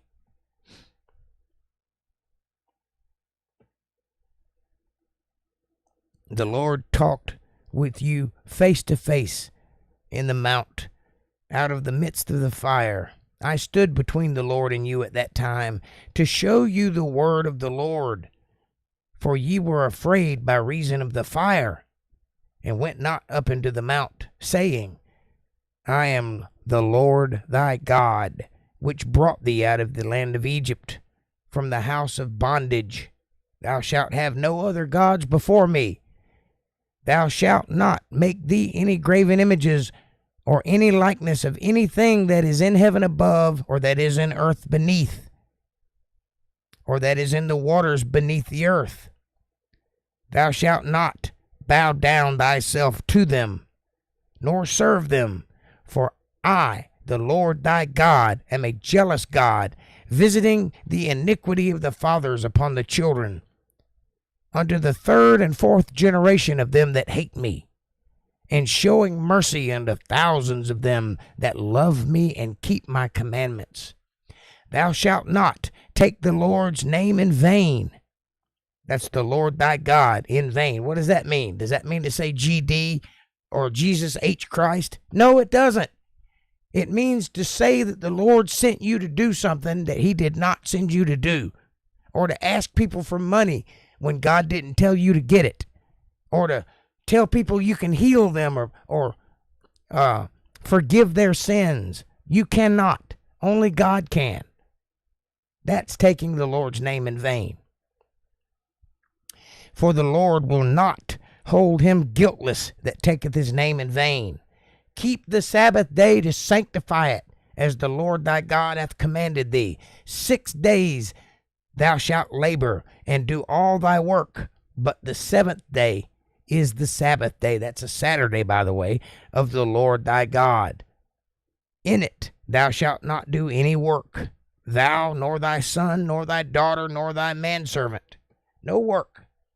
Nor thy maidservant, nor thine ox, nor thine ass, nor thine cattle, nor any of thine cattle, nor thy stranger that is within thy gates, that thy manservant and thy maidservant may rest as well as thou. Rest. Take rest. And remember that thou wast a servant in the land of Egypt. Remember that you yourself was once a servant. So be good to your servants, now that you have some. And that the Lord thy God brought thee out thence through a mighty hand and by a stretched out arm. Therefore the Lord thy God command thee to keep the Sabbath day. Honor thy father and thy mother, as the Lord thy God hath commanded thee, that thy days may be prolonged, and that it may go well with thee in the land which the Lord thy God giveth thee. Thou shalt not kill. That's criminal homicide for those of you keeping score. That's not a crime of passion. That's not an accidental death. That's not manslaughter. That's laying in wait. You should not desire to take one's life and then go take it. Neither shalt thou commit adultery. Hear that, fellas? Keep your thing in your pants, especially if you're married. Thou shalt not steal. Or neither shalt thou steal. Neither shalt thou bear false witness. That's to tell a lie against your neighbor. Neither shalt thou desire thy neighbor's wife. Neither shalt thou covet thy neighbor's house, his field, or his manservant, or his maidservant, or his ox, or his ass, or anything that is thy neighbor's, especially his Corvette. You can't wish you had his Corvette, or his big screen TV, or his Rolex watch. You can't do that. These words the Lord spake unto all your assembly in the mount out of the midst of the fire, of the cloud, and of the thick darkness. With a great voice he added no more. And he wrote them on 2 tables of stone and delivered them unto me. And it came to pass, when ye heard the voice out of the midst of the darkness, for the mountain did burn with fire, that ye came near unto me, even all the heads of your tribes and your elders, and ye said, Behold, the Lord our God hath showed us his glory and his greatness, and we have heard his voice out of the midst of the fire, and we have seen this day that God doth talk with man, and he liveth. Yes, he does. Amen to that. Now, therefore, why should we die? For this great fire will consume us if we hear the voice of the Lord our God any more, then we shall die. For who is there of all flesh that hath heard the voice of the living God speaking out in the midst of the fire, as we have, and lived? Nobody. You're the only ones.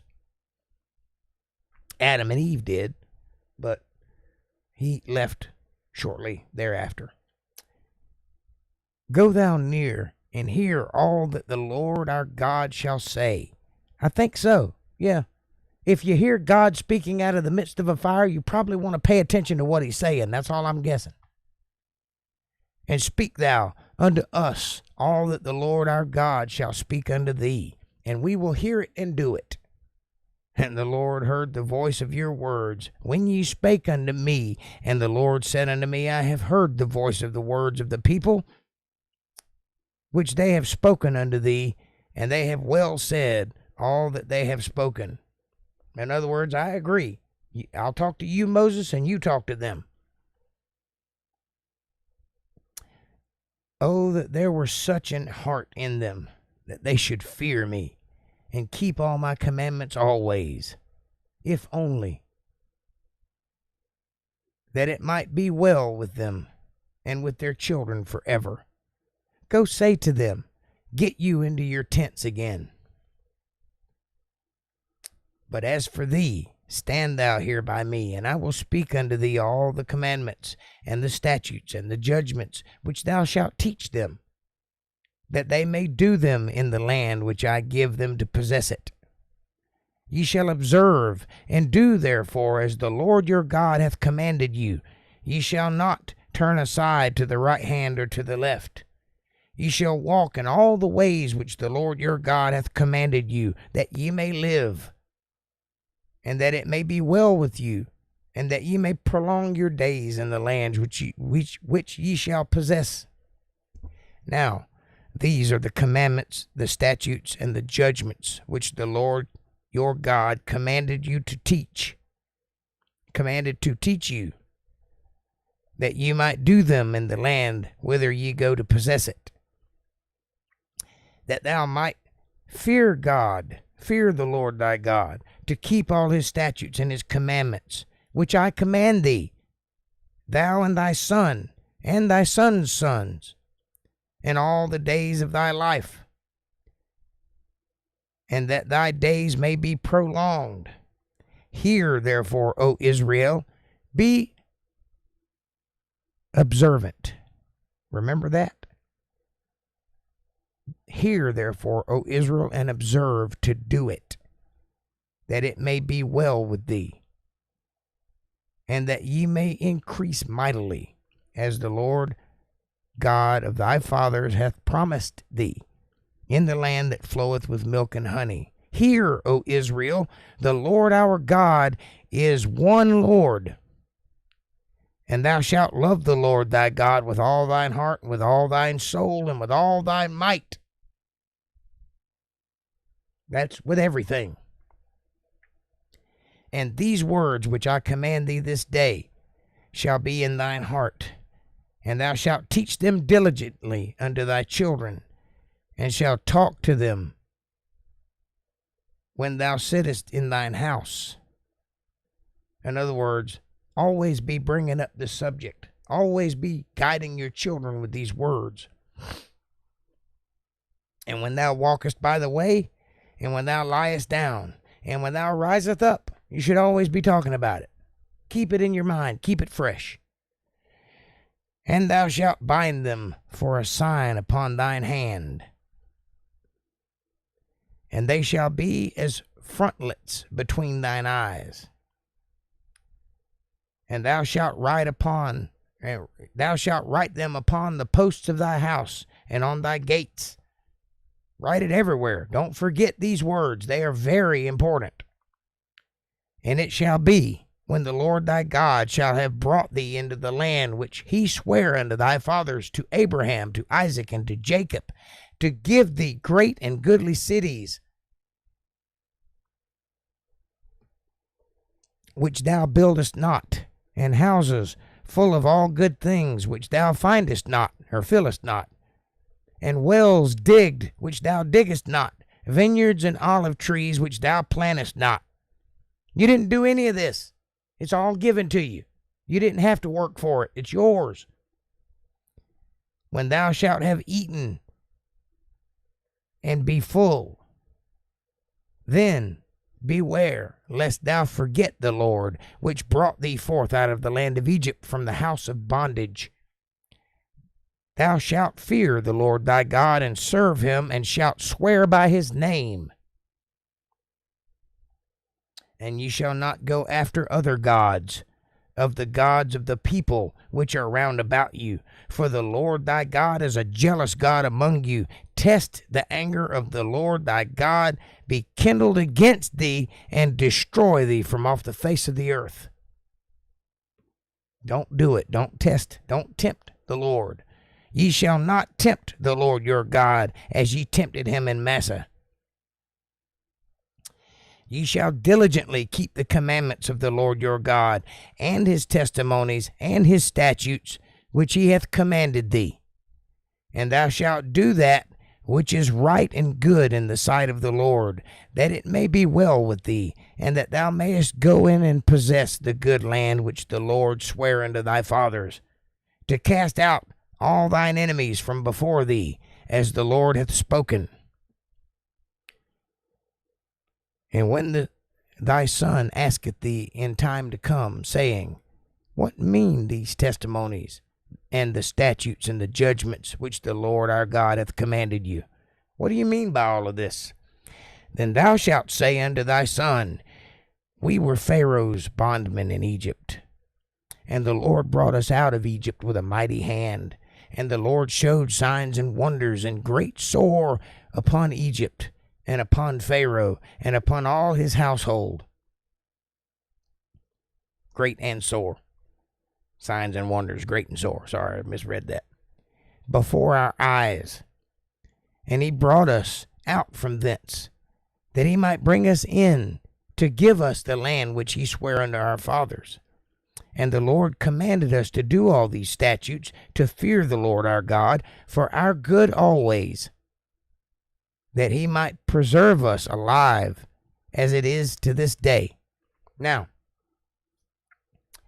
all of these things that God has asked them to do, it's for this caveat, which is for their good always. It's always for their benefit. It's always for their good that they do these things for the Lord. It's not for God, it's for them. He's trying to keep them out of trouble. He's trying to keep them on the straight and narrow. And the only way you can do that is with discipline. You must have rules to follow, or you're wild. You must follow rules. Any man worth his salt knows this. That's why they subordinate themselves to higher powers, such as leaders and captains and rulers. Why do you think a knight with a big sword would listen to a fat king? Because that fat king is in charge, and he knows it. He's the higher man. So the stronger man subordinates to the higher man out of honor, out of loyalty, out of dignity. The strong man knows that he could strike the king down in a heartbeat, and there ain't anything anybody could do about it.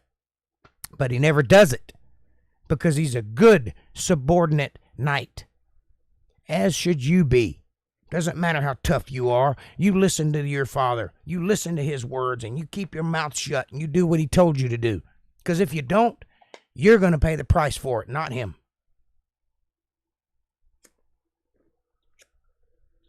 Wake up, America. Sorry, that came out of nowhere. I forgot where I was at.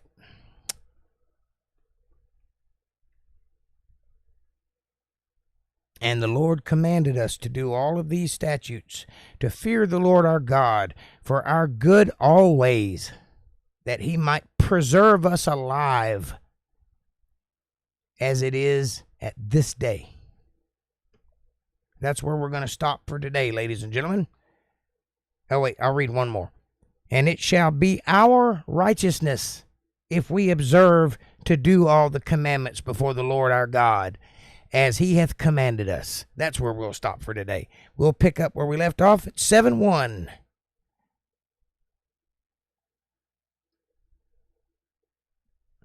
Sacre bleu, that was exciting.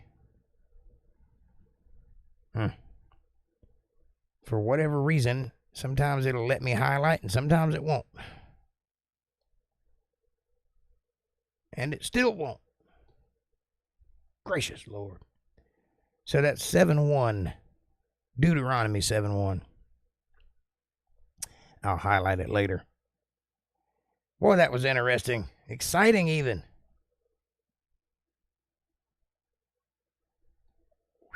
And we're back. Before we go any further, won't you please take a moment and hit that subscribe button. Hit the bell icon so you'll get notifications of when I'm going to be online. Smash that like button like it owes you money. God knows it owes me some. Share this video with somebody you love. Better yet, share it with somebody you don't love. Bring somebody into the family. Bring them into the fold. Be part of the solution, not the problem. Leave a comment down below and let me know what you're thinking. Question me, curse me, bless me, confound me, torture me. Go against your own self. I don't care what you do, as long as you're thinking. That's what I want. Critical thought from your brain. And if you appreciate this ministry and you'd like to help us keep going forward, and you'd like to be part of this great thing that we're doing, won't you take a moment, please, and go to paypal.me/Jake Johnson Band. Every little bit helps. It's a win-win. It's a blessing for you. It's a blessing for me. God notices these things, I promise. And I am grateful for your patronage. And with that, I will take your questions and comments. And always remember to... VJ, now I lay me down. VJ, now I lay... I guess you can hear that. I can't hear it. Never mind. Yet another thing I have to fix. Urgh. Why is that turned off all of a sudden? Do do do do do do do do do do do do do do do do do. Where's it at?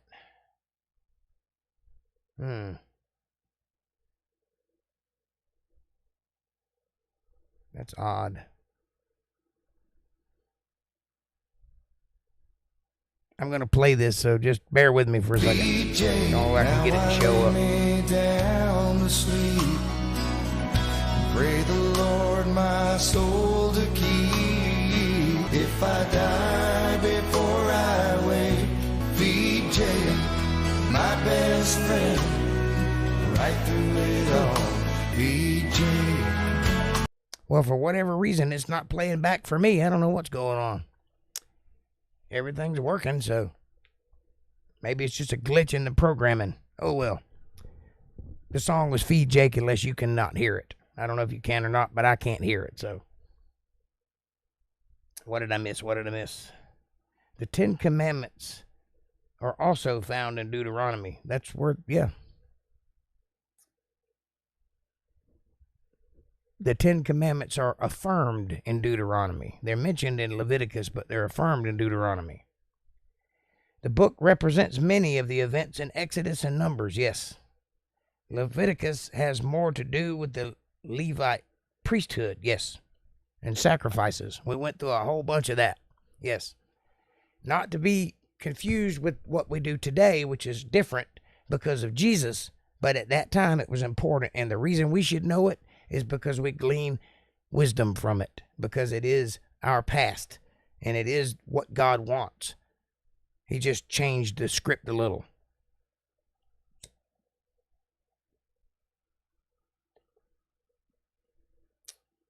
But it's not necessary anymore. What did you think of today's read, guys? April, Kev, y'all still with me? Am I all by myself? Is it just me and Diego? No, it's not. There's 5 people watching. Hello, 5 people. I wish it was 500, but I'll take 5.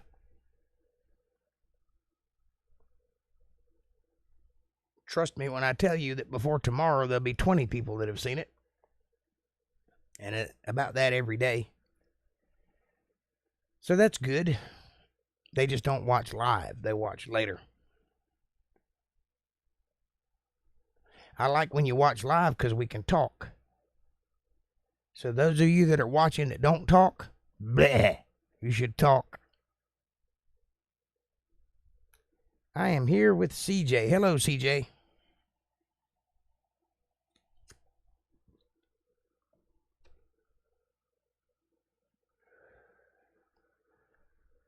How's the party going? Or are you done with the partying?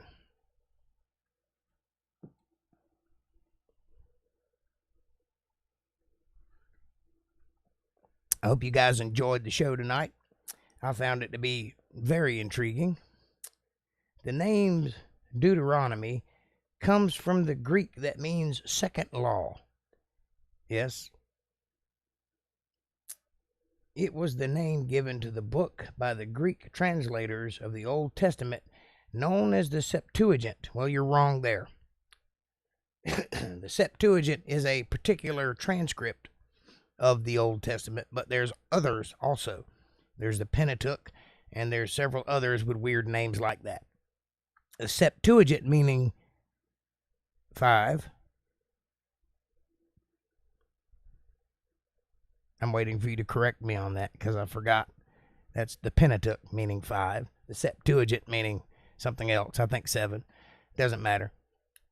What I'm saying is that that's just one of the lexicons. There are many, but they all pertain to the original texts. You can find them in the Green's Interlinear, the original transcripts. We don't have the actual originals. Those are copies of the originals, obviously. The originals are long gone. They've been destroyed, and you can find fragments of them in museums and stuff like that. But the actual transcripts, we only have copies. But we have enough copies that they pass the smell test, and they are acceptable in a court of law because they're considered first documents, even though they're copies. First 5 books of the Old Testament, correct.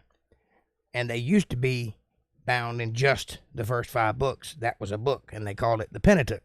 Septuagint is the same thing, only it has a couple more books in it. But that's all before they compiled it all into the Bible. And now it doesn't go by that name. You're right, though, that Deuteronomy does mean second law.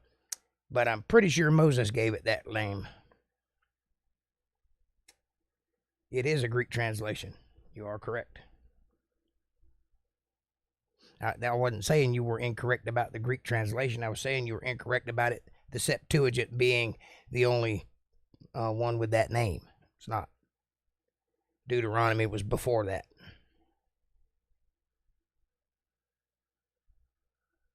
It is the Greek translation of the Pentateuch, and it does have other books in it.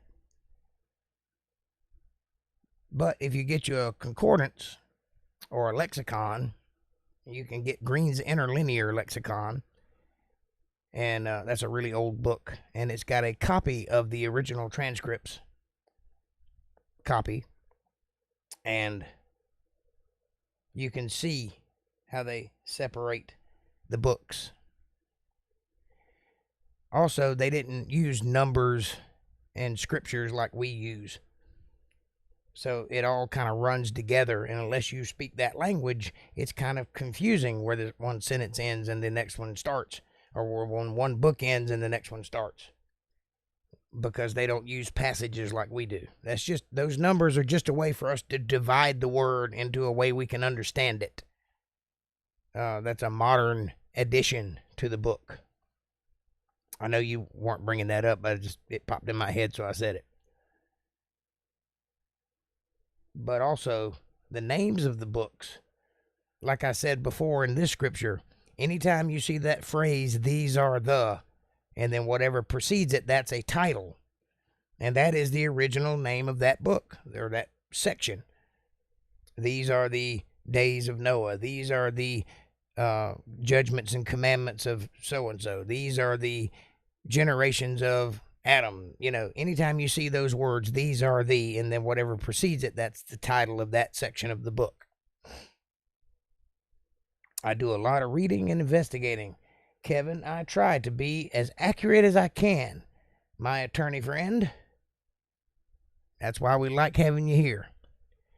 You always keep me on the straight and narrow when I screw up. Many books that were considered just 2 books, the Jews considered them just 1, correct? There are books like Numbers that are separate, but they condense them into 1, and there's others that they break into 2, which were originally 1, such as Corinthians, which are a set of letters.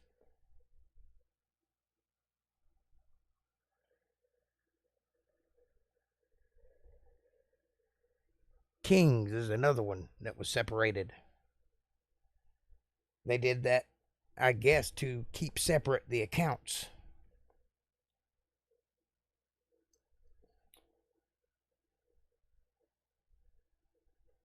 For example, the Pentateuch to us is 5 books, to them it's just 1. I understand.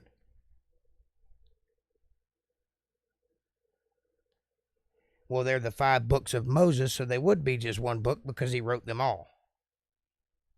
Sports update. Lightning up 3-1. Games over Carolina.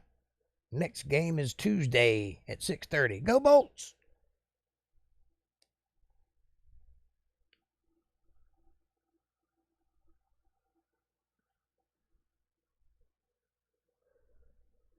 Samuel, yep, and Kings, and Chronicles. Yep. Again, those separations and the numbers therein are just ways for us to keep it separate and to understand it in a clear linear fashion. Whereas the Bible is not, and I repeat, it is not a linear book. Even though it does go from beginning to end, it jumps all over the place in the middle. So it is not linear, but that is a way that we think. We think from right to left, so we write from right to left, and then we separate things into paragraphs and into chapters and into segments so that we can digest it better. CJ wants to drive. What is he, like 5?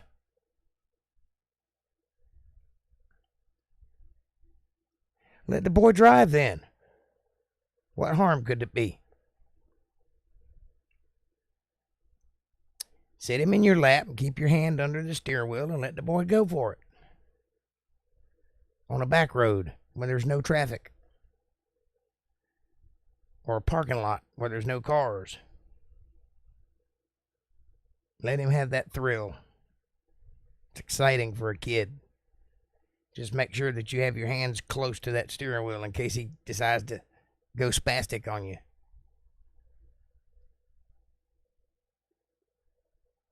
I let both of my kids drive very early. I let one of them drive by herself when she was like 11 in a van because we broke down on the side of the road and we had to go pick up a car to go back and get the other car. And then we needed somebody to drive one of them, so I let her go for it. But I'd already been teaching her beforehand, so she did very well. And we didn't have very far to go either. He is 4. About time he drove. That's right. Future Ricky Bobby. If you ain't first, you ain't last. You are last. Correct. Get him all jacked up on Mountain Dew and let him go.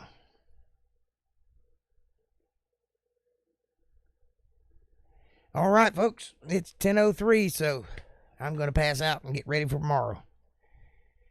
I got some errands to run tomorrow on a flat tire, no less. Holds about 20 minutes of air before it goes flat, and I have to stop and fill it up again, but I'll get that done. There's no place to get a tube on Monday because all the biker shops are closed. But on Tuesday, I will have it done. One way or the other. Either way, I love you guys. Thank y'all so much for hanging out with me tonight. I will see you tomorrow night with some New Testament fun and excitement. Take care of yourselves and each other. I love you true with all of my heart. Mountain Dew and some good old Georgia Clear. Whew. Get some of that Pike County White Lightning is what you need. Yeah. I love you guys. Peace out. I'll see you tomorrow. Have a great night. Take care of yourselves and each other. And don't do anything I wouldn't do. And if you do, name it after me.